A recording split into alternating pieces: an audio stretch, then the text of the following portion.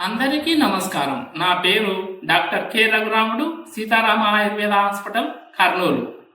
రక్తంలోని హిమోగ్లోబిన్ శాతం తగ్గి తద్వారా శరీర పోషణ మందగించి చురుకుతనం తగ్గి నీరందని చెట్టులాగా ముఖంలో కాంతి లేకుండా పాలిపోయేలా చేసే వ్యాధిని రక్తహీనతగా చెప్పవచ్చు.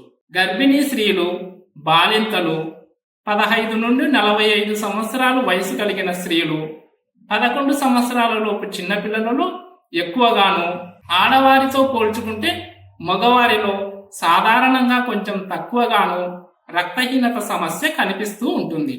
రక్తం అనేది శరీరంలో అత్యంత కీలకమైన అంశం. ఎందుకంటే ఇది మనం తీసుకున్న ఆహారం నుండి ఏర్పడిన ఆహార రసాన్ని శరీరంలోని ప్రతి కణానికి చేరవేయడంలో సంధానకర్తగా పనిచేస్తుంది.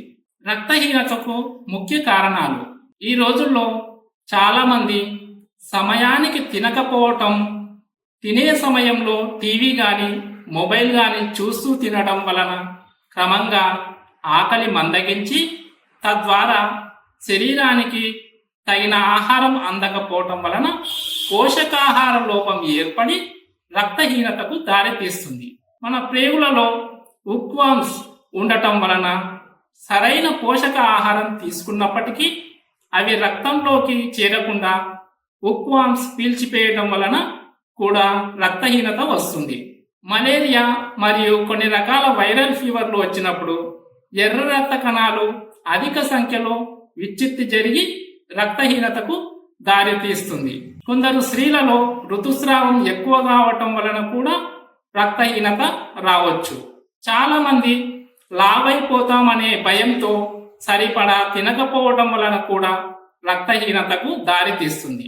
రక్తహీనత యొక్క లక్షణాలు: కళ్ళు, నాలుక పాలిపోయినట్టు తెల్లగా మారటం, త్వరగా నీరసపడి అలసిపోవటం, దేని మీద శ్రద్ధ ఆసక్తి లేకపోవటం, కొద్దిపాటి శ్రమకే ఊపిరి తీసుకోవడం కష్టంగా అనిపించడం, గుండె వేగంగా కొట్టుకోవటం, చికాకుగా ఉండటం, ఎక్కువగా నిద్రపోవాలని అనిపించటం, ఆకలి మందగించటం, తలపోటుగా ఉండటం.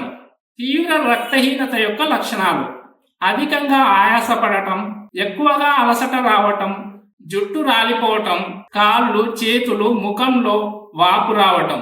రక్తహీనత రాకుండా తీసుకోవలసిన జాగ్రత్తలు: చక్కెర వాడకం తగ్గించి దాని స్థానంలో బెల్లం, తేనెను ఎక్కువగా వాడటం. కాలానుగుణంగా లభించే పండ్లు, కూరగాయలు, ఆకుకూరలు, మాంసకృతులు ఎక్కువగా ఉండే పప్పులు తీసుకోవటం.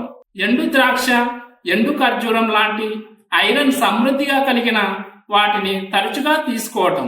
ఉక్వామ్స్ వ్యాపించకుండా తినే ముందు, మల విసర్జన తర్వాత చేతులను శుభ్రంగా కడుక్కోవాలి. జంక్ ఫుడ్ని మానేసి మన సాంప్రదాయ చిరుతిళ్ళు అయిన నువ్వుల లడ్డూలు, వేరుశెనగ చిక్కీలు, సున్నుండలు, అరిసెలు లాంటివి స్నాక్స్గా తీసుకోవటం. క్యారెట్, బీట్రూట్లను సలాడ్ రూపంలోను, జ్యూసుల రూపంలోను తరచూ తీసుకోవటం. ఈ జాగ్రత్తలు తీసుకుంటే రక్తహీనత రాకుండా ఉంటుంది. రక్తహీనతకు ఆయుర్వేద చికిత్స: ఆయుర్వేదంలో రక్తహీనతకు సమర్థవంతమైన ఔషధాలు అందుబాటులో ఉన్నాయి. కానీ రక్తహీనతకు చికిత్స చేయడానికి ముందు దానికి కారణాన్ని గుర్తించి దాని అనుగుణంగా చికిత్స చేయవలసి ఉంటుంది. ఆకలి మందగించిన వారికి ముందు ఆకలి అనిపించే మందులు ఇచ్చి తర్వాత రక్తహీనతకు చికిత్స చేయవలను. అలాగే కడుపులో హుక్వామ్స్ కలవారికి మొదట వాటిని తొలగించి రక్త వృద్ధి కలగజేసే ఔషధాలు ఇవ్వాలి. ఋతుస్రావం అధికంగా కలిగిన స్త్రీలలో మొదట ఋతుస్రావానికి క్రమబద్ధీకరించే ఔషధాలు ఇచ్చి తరువాత రక్తహీనతకు తగ్గించే చికిత్సలు చేయాలి. అప్పుడే రక్తహీనత పూర్తిగా శాశ్వతంగా తగ్గిపోతుంది.